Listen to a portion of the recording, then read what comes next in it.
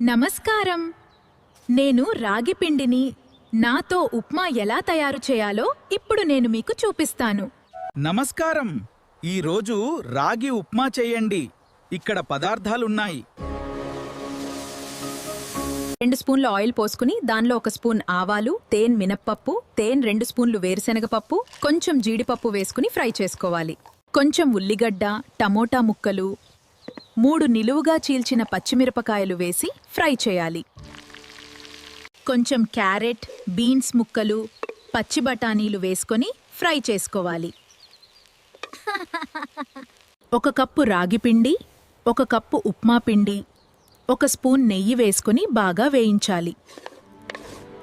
4 గ్లాసుల నీళ్లు పోసి బాగా కలపాలి.